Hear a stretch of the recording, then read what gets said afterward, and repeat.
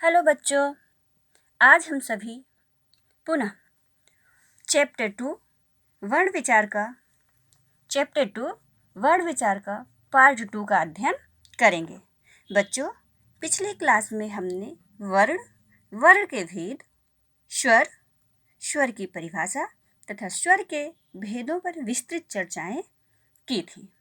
बच्चों, आज हम सभी व्यंजन के भेद के बारे में विस्तृत अध्ययन करेंगे। तो सबसे पहले व्यंजन किसे कहते हैं, तो देख लेते हैं। व्यंजन जिन वर्णों के उच्चारण के लिए स्वर वर्णों की सहायता ली जाती है उन्हें व्यंजन वर्ण कहते हैं। एक बार फिर से पढ़ते हैं। जिन वर्णों के उच्चारण के लिए स्वर वर्णों की सहायता ली जाती है उन्हें व्यंजन वर्ण कहते हैं, जैसे क, ख, ग आदि। अर्थात बच्चों, जब हमने स्वर की परिभाषा पढ़ी थी तो हमने पढ़ा था कि स्वर वर्णों का उच्चारण करने के लिए हमें किसी भी वर्ण की आवश्यकता नहीं पड़ती है, किसी वर्ण की सहायता नहीं लेनी पड़ती है। अर्थात स्वर वर्ण पूरी तरह से स्वतंत्र होते हैं, जबकि व्यंजन वर्णों का उच्चारण करने के लिए हमें स्वर वर्णों की सहायता लेनी पड़ती है। जैसे बच्चों, हमारा क है, तो जब हम वर्ण विच्छेद करते हैं तो का के नीचे हलंत प्लस आ, फिर जाके हमारा पूरा का बनता है। तो इस प्रकार से बच्चों, व्यंजन वर्ण स्वर वर्णों की सहायता से ही बोले जाते हैं। अब व्यंजन के भेद, तो बच्चों व्यंजन के 4 भेद हैं। कितने? 4। व्यंजन के 4 भेद हैं। पहला स्पर्श व्यंजन, दूसरा अंतस्थ व्यंजन, तीसरा ऊष्म व्यंजन और चौथा शनियुक्त व्यंजन।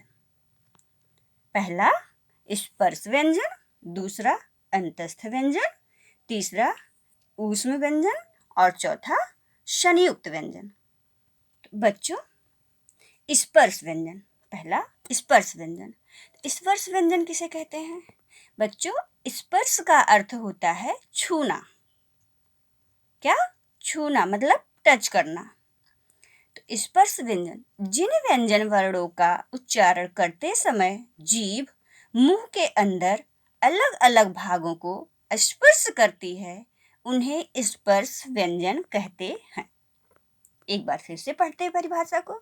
जिन व्यंजन वर्णों का उच्चारण करते समय जीभ मुंह के अंदर अलग अलग भागों को स्पर्श करती है उन्हें स्पर्श व्यंजन कहते हैं। जैसे का से मा तक। बच्चों, का से मा तक टोटल 25 वर्ण होते हैं। कितने? 25, 25। ये सभी हमारे स्पर्श व्यंजन के अंतर्गत आते हैं। इनका उच्चारण करते समय का वर्ण का उच्चारण करते समय हम इसका उच्चारण अपने कंठ से करते हैं।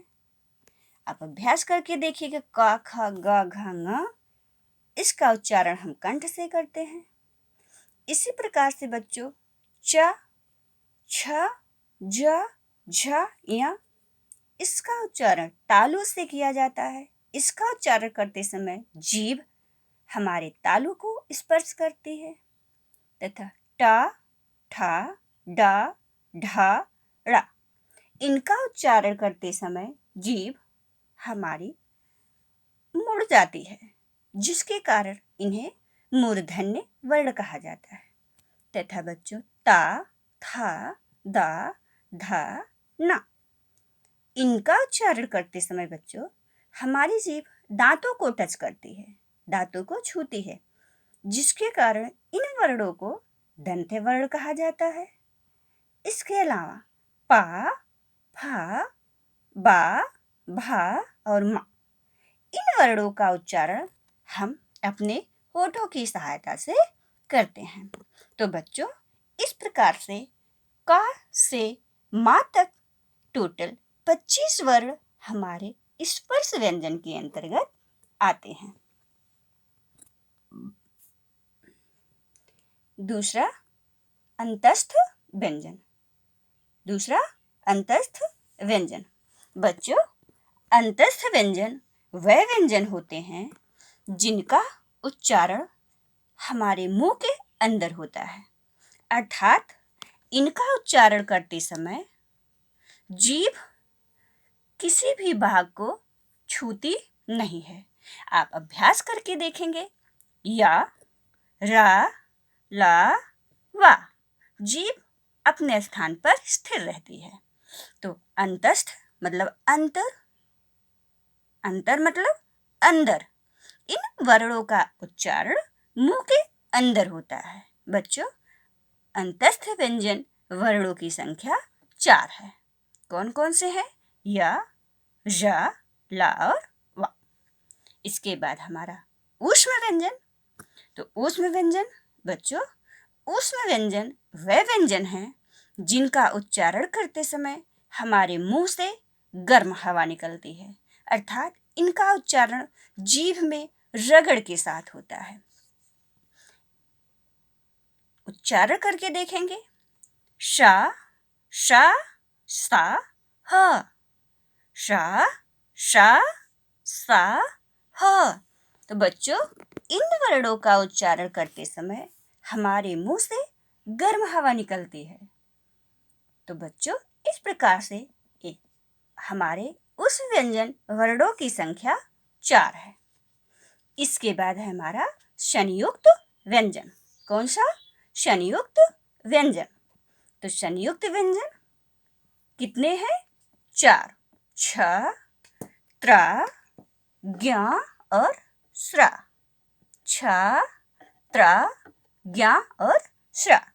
बच्चों, शनियुक्त व्यंजन वे व्यंजन होते हैं जो 2 व्यंजन वर्णों के योग से बने होते हैं। संयुक्त व्यंजन वे व्यंजन होते हैं जो 2 व्यंजन वर्णों के योग से बने होते हैं। उदाहरण के लिए बच्चों, जैसे छ है। छ आपका संयुक्त व्यंजन है। तो ए का प्लस श, खष्टी सा बराबर छ। इसके बाद त्रा बच्चों, त्रा ता प्लस रा, ता प्लस रा बराबर त्रा। इसके अलावा बच्चों ज्ञा, ज्ञा जा प्लस इया, जा प्लस इया इक्वल टू ज्ञा। इसके बाद हमारा श, श प्लस श प्लस रा बराबर श। इस प्रकार से बच्चों ये 4 हमारे संयुक्त व्यंजन हैं। गृह कार्य। निम्नलिखित संयुक्त अक्षरों से 3-3 शब्द बनाइए। निम्नलिखित संयुक्त अक्षरों से 3-3 शब्द बनाइए। बच्चों, छ, छ से क्षत्रिय। त्रा, त्रा से बना शब्द त्रिशूल। ज्ञा, ज्ञा से बना शब्द ज्ञान। श्रा, श्रा से बना शब्द श्रम या श्रमिक। तो इस प्रकार से बच्चों आप 3-3 और नए शब्द बनाइएगा और घर पर रहकर पढ़ते रहिएगा। धन्यवाद।